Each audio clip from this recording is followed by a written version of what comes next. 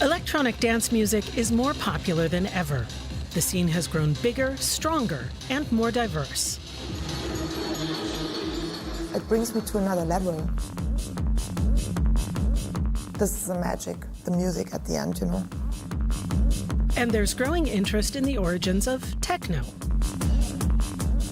People are like discovering my old generator stuff. And I had to wait 30 years in order for a whole new generation to kind of come to it.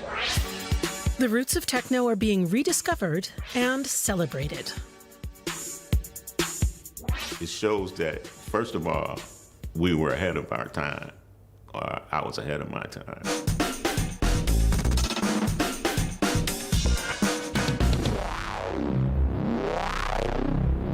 It's time to find out more about the history of the genre. We'll start in Berlin. Where else but the capital of techno? Closing time doesn't exist here. You can party all night long at clubs like Tresor. More than 30 years after its founding, Tresor is still considered the epicenter and birthplace of the techno movement. When it comes to techno, you come to this place. I think that is one of the most important clubs in Europe. I think that techno was the force that shaped Berlin into the image that we have of it today.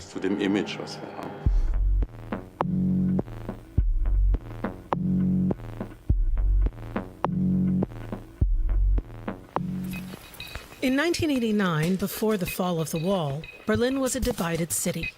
In the socialist East, the state controlled and regulated almost all aspects of life.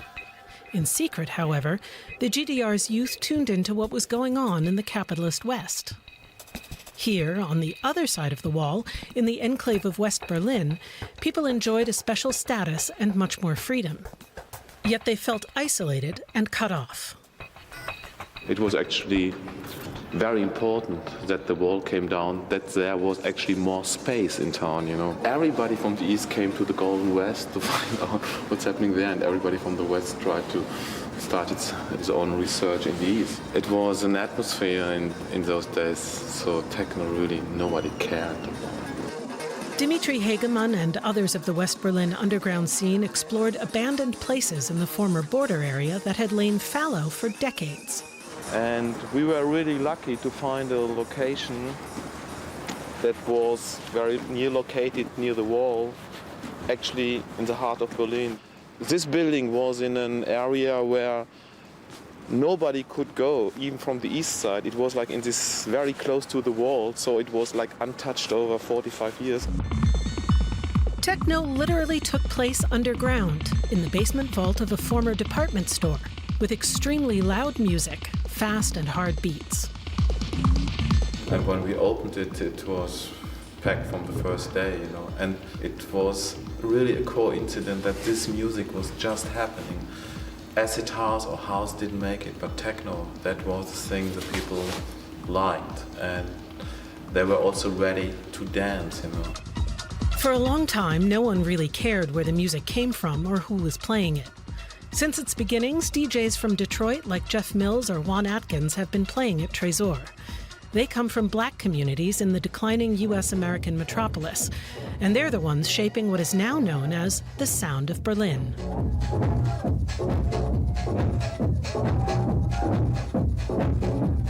Hi, my name is Blake Renee Baxter. I'm from Detroit, Michigan, USA.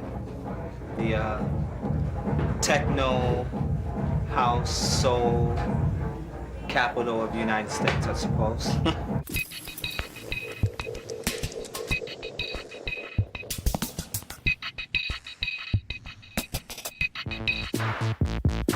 Detroit is known for its auto industry and music scene. It's now also considered the place where the first techno tracks were created. This is often forgotten. You know, Detroit comes and goes and comes and goes like it's like a cycle. I added the funk, the soul and the funk from Detroit. The decline of industry in Detroit and the dawn of a new technological age inspired Juan Atkins and other musicians in the early 80s to experiment with futuristic sounds. They mixed European electro music with African-American dance beats. I guess, the arrival of the technological revolution, so to speak. It was the industrial age kind of came to a close. And by Detroit being one of the major industrial hubs in America, the city was kind of like just depleted because the robots took over most of the manufacturing jobs. They experimented with new electro sounds and were celebrated as techno rebels. It was just a kid, and later some more kids just tinkering with this new technology. You know, a lot of this was kind of spontaneous. I mean, nobody had a blueprint or a plan. I mean, we had an idea of things, what we wanted to do, sort of like an experiment. You mix a lot of different ingredients, and the result came out 10 times better than we thought it would come out, you know. Change of location. The closing night of Alan Oldham's art show in Berlin. He's DJing his own music at the event. Now based in Berlin, Oldham started out as a radio host in Detroit, later illustrated for indie labels, and then became a DJ.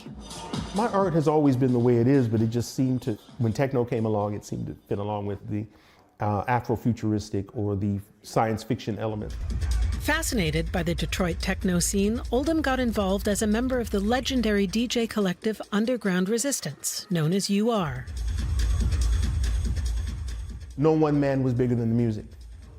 And the music, it was the message, not the personality. And we all had code names, and I chose T1000 for mine. He was the cutting edge nanotechnology Terminator. Superior to Arnold in every way, right? So that's the basis behind my DJ name.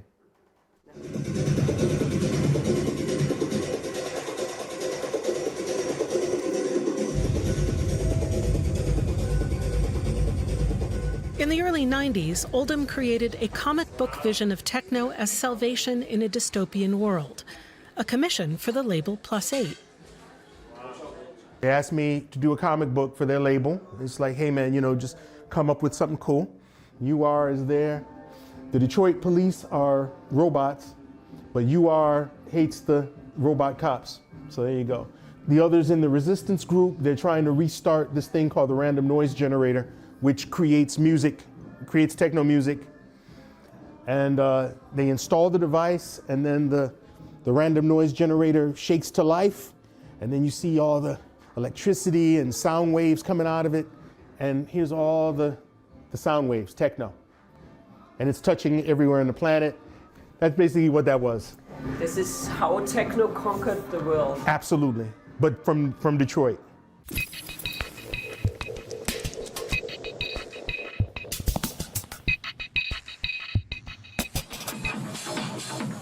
The hype around the new sound from Detroit soon made its way around the globe, enchanting music freaks, promoters, and night owls, especially in Berlin. DJs from the US were flown in to get the city's dance floors churning. But in the US, the scene remains firmly rooted in the underground, never gaining traction in the mainstream. So why did it blow up in Europe? The white audience were the ones who liked techno. A lot of black people did not like it. They did not get it. There was no rapping in it. There was no singing. It was all one thing. It was repetitive. And this proved to be the key to Berliners' hearts. Techno became the new soundtrack of the city. When it became Berlin, then it became centralized. And then more Detroit guys started coming over. You know, Trezor was crucial in this. The knowledge that techno stems from African American communities has largely escaped public consciousness, mainly because it was in Berlin where techno found mainstream appeal.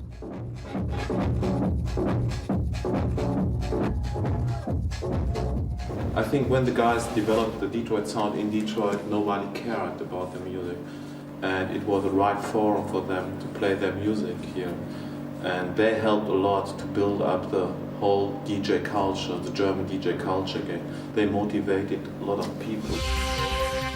Paul van Dyk was born in 1971 in an industrial town in the GDR and grew up in East Berlin. Like many young Germans, he fell in love with the new sound.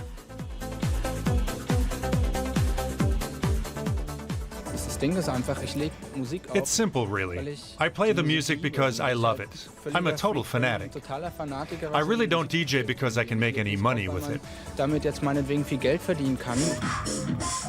A few years later, Paul van Dyk had his breakthrough, becoming one of the most successful DJs in the world, and the money started flowing. Techno for the masses. Years before, it was very slow. There was really not a real nightlife, a happy nightlife.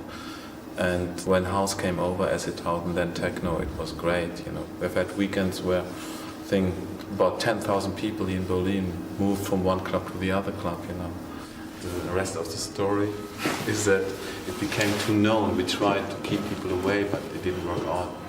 Journalists came, also international magazines started writing about the Tresor Club and about this movement techno in Berlin, and then we had a problem that too many people came here. They just wanted to see what is new. It became a bit touristic after 6 months. But the first 6 months of Tresor is history, you know. Female DJs like Ellen Alien also started taking off. She's one of the most important representatives of the Berlin techno scene to this day.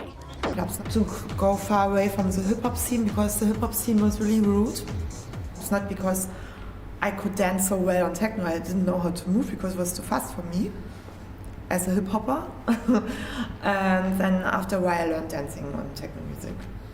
I understood how I can move my body fast. The Love Parade brought the movement to the streets. What started with only a few hundred visitors soon drew hundreds of thousands, many under the influence of the party drug ecstasy. Ravers from all over the world came to Berlin to be part of the spectacle. 1999 saw an incredible 1.5 million people attend. You know, back in the rave times, it was just a lot of drugs. People did parties, you know, whatever. But now it's an emphasis on community. It's an emphasis on kind of leaving things better than when you found it. And I think that a lot of young people want to create their own spaces. And this is the soundtrack for it.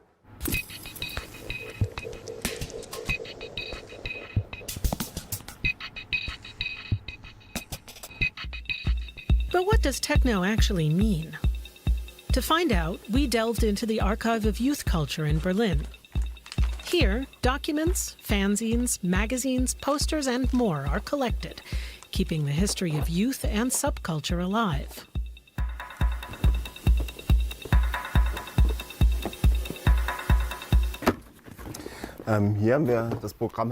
Here we have the Atonal Festival program from 1990. You could say that this was maybe the first techno festival in Germany. The term techno occurs, but not so often. They talk mostly of house here. But at one point they start speaking of the so-called techno scene. The word is in quotation marks, so it wasn't yet really clear what they really meant by techno. It has a different meaning for everyone. I mean, you know, techno can also be melodic, and it can also be chill. But for me, primarily, techno means more aggressive. Techno is everything you haven't imagined yet. That's according to Jeff Mills, legendary DJ and musician. Poetic, yes, but not quite the answer Anita Yori has been looking for.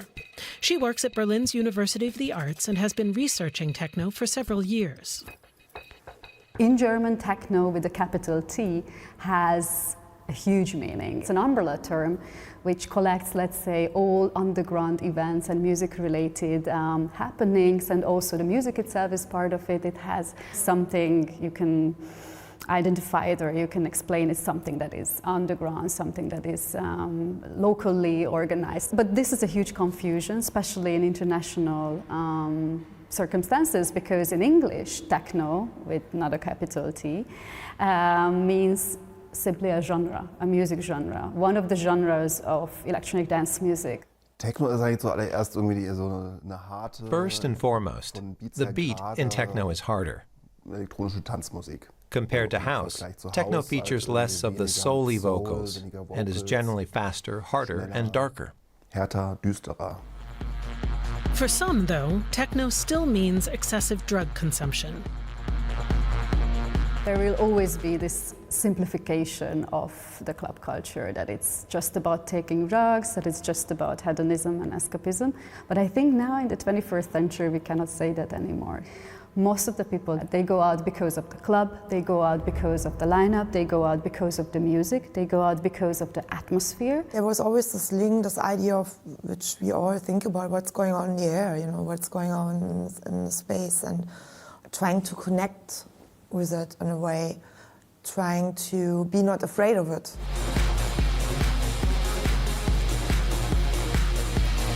The music has something robotic and can be very distorted too.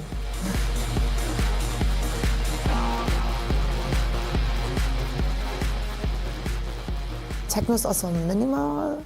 The machines, they made also that kind of spacey sounds. A lot of electronic music is based on the gear that you use. 303, Roland, 909, faster than 140 BPM. And that's why it's called techno, because it's technologically advanced gear. It's underground at the end.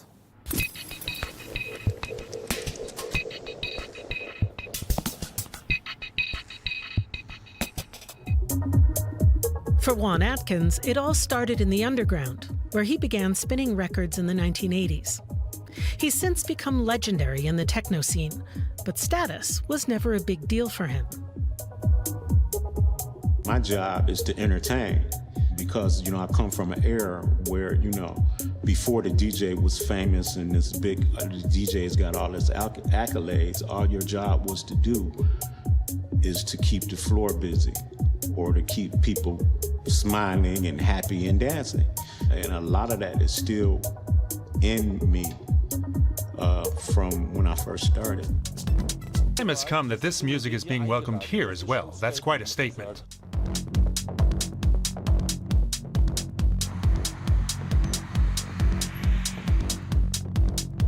Techno built its own institutions, and now we're at a level where one set of institutions notices the other and see like, well, maybe it's interesting what you're doing.